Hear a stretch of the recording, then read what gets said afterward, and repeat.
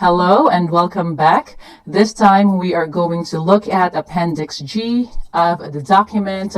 We are going to look at the glossary of terms, abbreviations, and acronyms in the PCI DSS document. So that will be page 344 or starting page 344 onwards. So the reason why I want to look at these terms is because I want you to be familiar with these terms if you can, and if you cannot be familiar with all of the terms, at least know some of these terms, because you will need to know them and they will be very important for you once you become a security GRC professional.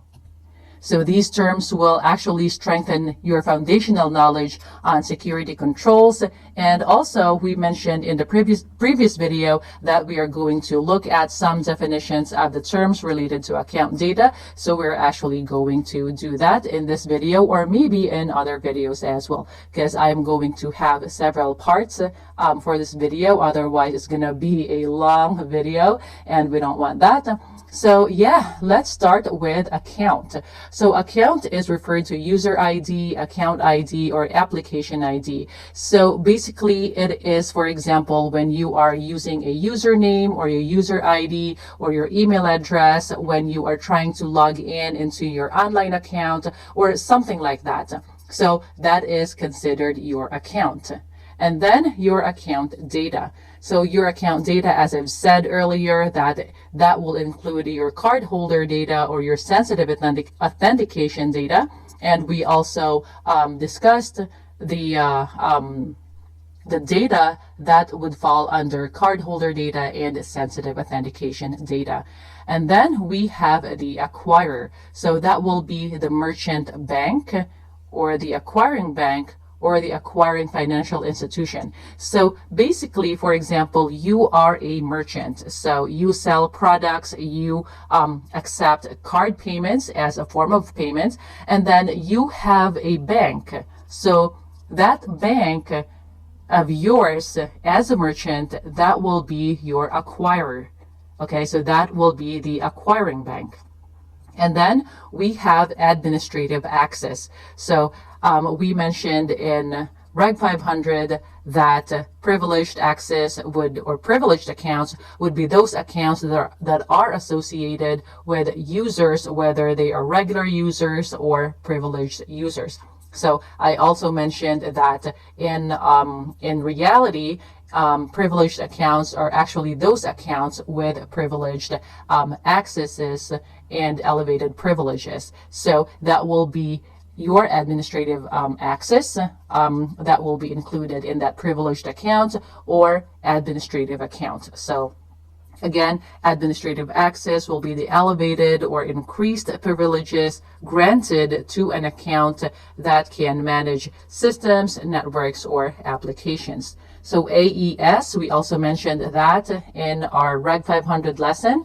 So that is Advanced Encryption Standard, and that is an industry standard for cryptography or the encryption mechanism that we can use. So for example, AES 256. And then we have ANSI, the acronym for American National Standards Institute. And then we have anti-malware. So we talked about that as well. That will be the software that is designed to detect, remove, or block or contain different forms of malicious software. And then AOC, that will be the acronym for Attestation of Compliance. And this will be a document or the official document that you will submit as a merchant and as a service provider to attest that you are actually complying with PCI DSS requirements. So also you have the assessment self-questionnaire or SAQ, and you also have the report on compliance or ROC on top of the AOC or attestation of compliance. And then we have application. Application includes all purchased, custom, and bespoke software programs or groups of programs, including both internal and external applications. So, for example, you are using applications on your phone. That is actually applications. You are using other applications in your organization. For example, those applications that are in the cloud, those are considered applications. And of course, the applications that would be developed by your application development team, or even applications that are developed for you by the external parties. So that will be the bespoke software or applications. And then we have application and system accounts.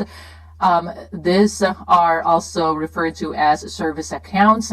Now, don't be confused, because CIS document, or Center for Internet Security, so CIS controls, that document will actually have information or definition for system accounts and service accounts, which is kind of different, just a little bit different from the definition of PCI. So it might really depend on how you're using those accounts in your organization. So if you have a policy and procedure, you might as well define those so that your readers or the parties that are involved in that policy will know exactly what you mean with your service accounts or application accounts or system accounts. But here in PCI, we are considering application and system accounts as service accounts. And then we have here ASV, and ASV is the acronym for Approved Scanning Vendor. So I mentioned earlier that when we are doing or conducting vulnerability scanning for vulnerability management, we have to scan our perimeters and the vulnerabilities of the systems and things like that. And I mentioned Tenable as an example. So Tenable is a qualified, approved scanning vendor that you can actually use. And then we have audit logs. So audit logs would be referred to as audit trail. So we talked about audit logs as well in our Reg 500 discussion. And then next we have authentication. So we talked about authentication as well. Again, remember that IAAA.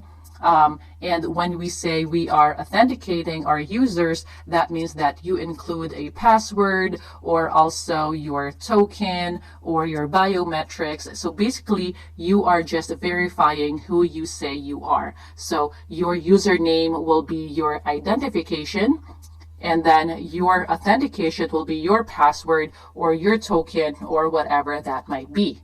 And then we have authentication credentials, so the combination of the user ID or account ID plus the authentication factor. So if you are logging into your account, for example, your online account, you put in your account ID or your username, and then you put in your password, and that is your authentication credentials. So the combination of those. And then we have authentication factors. So we talked about that as well. Again, something you know, something you have, and something you are. And then we have authorization. So part of IAAA, if you are done identifying yourself and authenticating yourself, then you are given access, and that will be your the access that's authorizing you to certain information and information systems.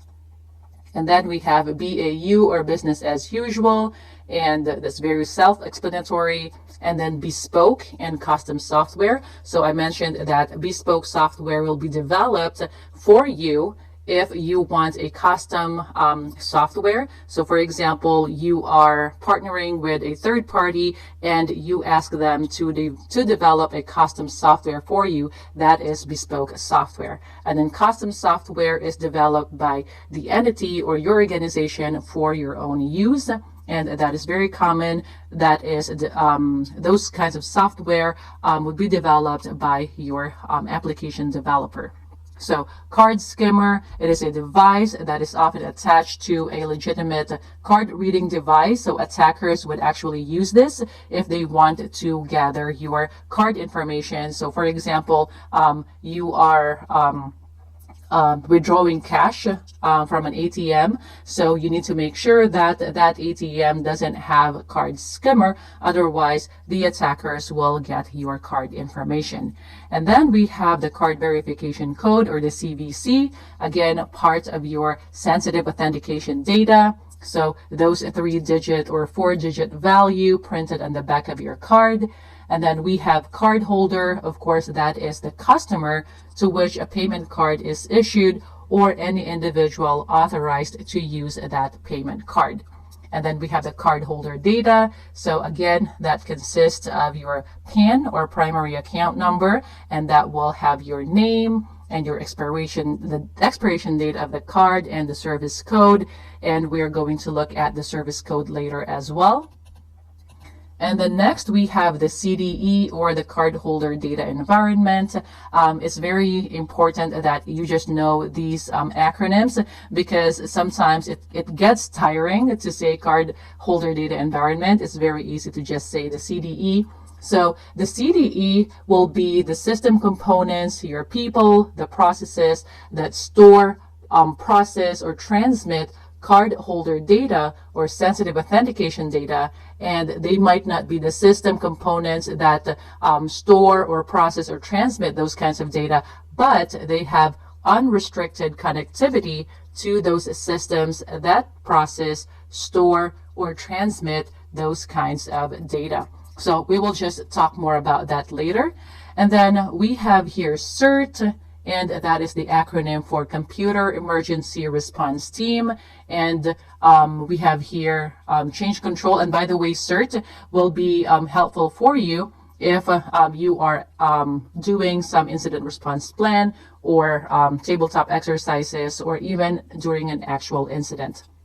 And then you have change control. So it's very important that you have this documented, because when you want to perform changes within your environment, even if this simple change in your configuration of the system, then that has to go through a formal change control process. And basically, change control is the process and procedure that will review or test or approve changes to systems and softwares for impact before implementation. It will contain other information as well that we are going to look at later on. And then CIS, so we talked about that, the acronym for Center for Internet Security. And then we have clear text data. So those are the data that are unencrypted. And then we have column level database encryption.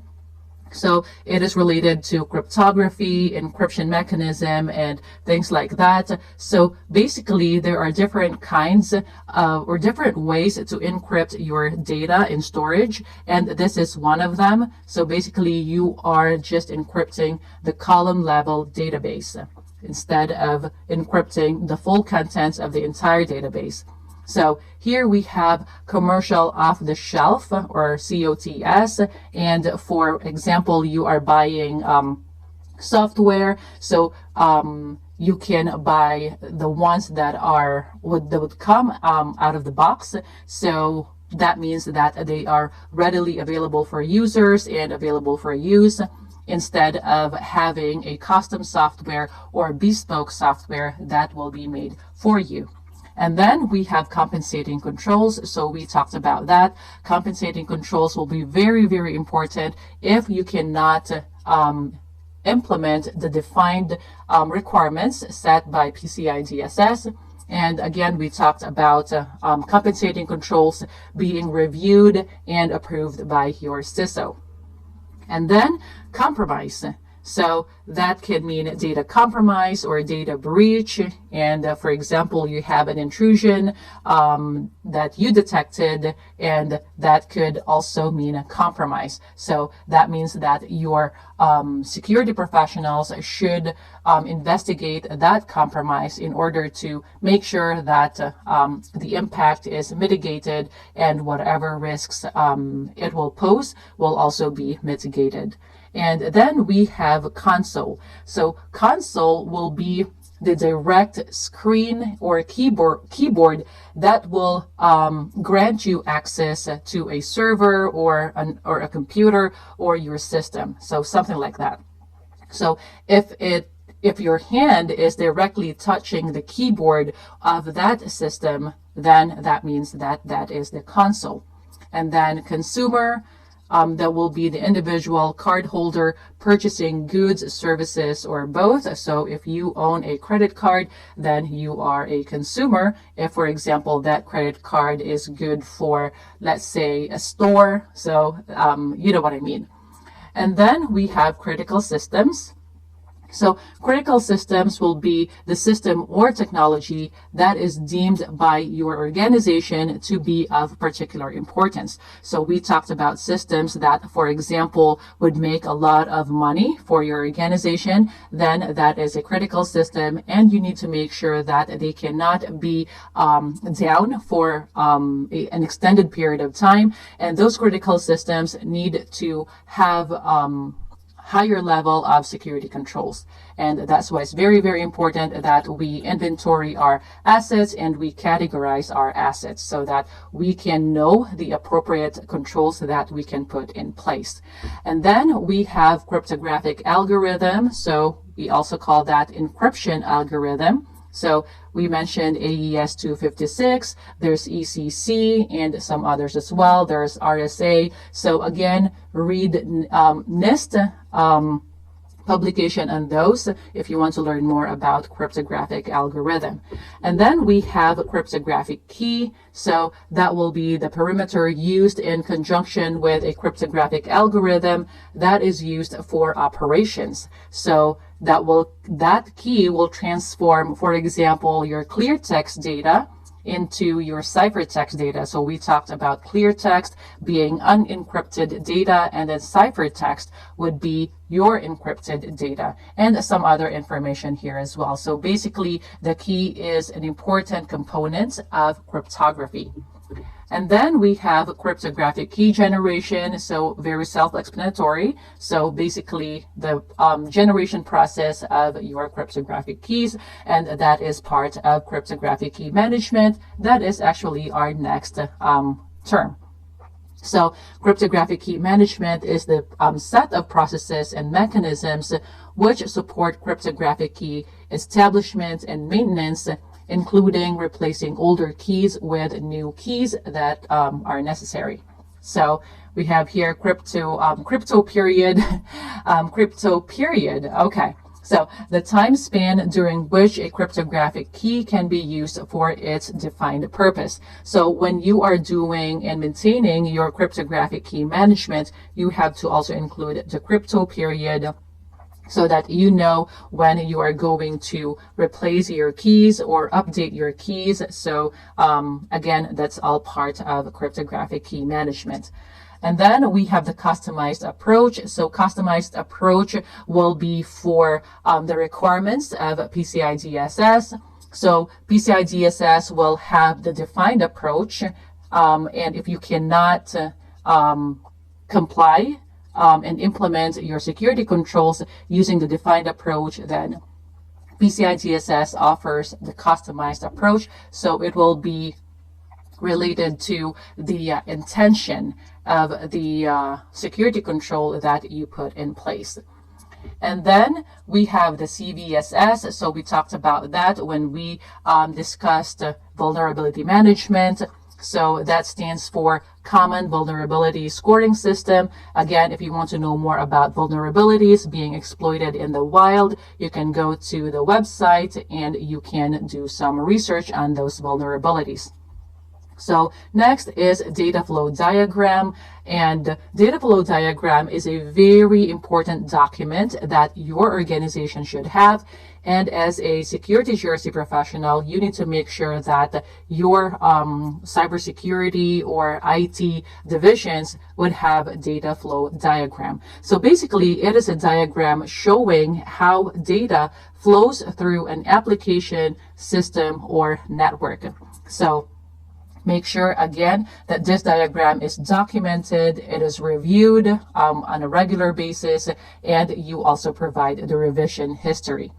So here we have default accounts. So login accounts or login account predefined in a system or application or device that permit initial access when system is first put into service. So for example, you buy a router.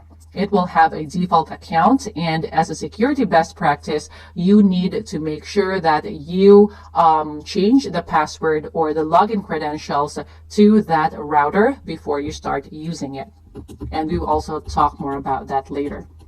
And the same goes for default password. Again, that's part of default accounts that you need to change. And then we have defined approach. So I talked about that earlier. Again, PCI would have you follow the defined approach. And if you cannot, then you follow the customized approach. So here we have disk encryption. So for example, your disk in your laptops, you need to make sure that that is encrypted using an industry standard encryption mechanism. And then we have the DMZ, or the demilitarized zone. So that is actually a physical or logical subnetwork that provides an additional layer of security to an organization's internal private network. So for example, there's the internet, and then you put a firewall so that you will be protected from the internet, because internet will be considered as the unauthorized or untrusted network. So you have the internet, and then you put a firewall, and then you put your DMZ, and then you put another firewall, and then you put your internal network behind that firewall. So that is a good implementation of your network so that you are protected from untrusted network or the internet.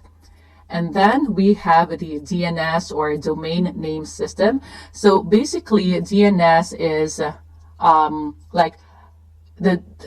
will translate the IP addresses for you. So for humans, it is a lot easier for us to remember the names instead of numbers. So for example, the IP address of apple.com will be 192.168.10.4. Of course, that is not the real IP address. I'm just spitting it out.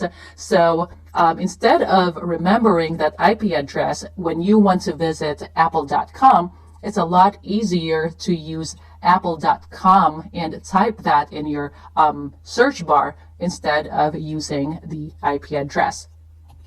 So that is the purpose of the DNS, or domain name system.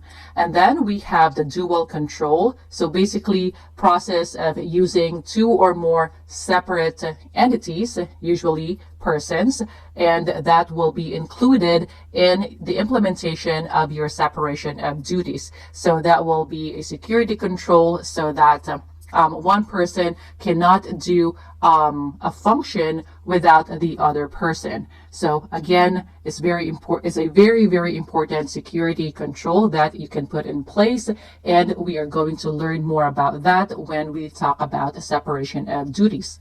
And then we have ECC, so elliptic curve cryptography. Again, that's just another cryptographic algorithm or encryption mechanism that you can use.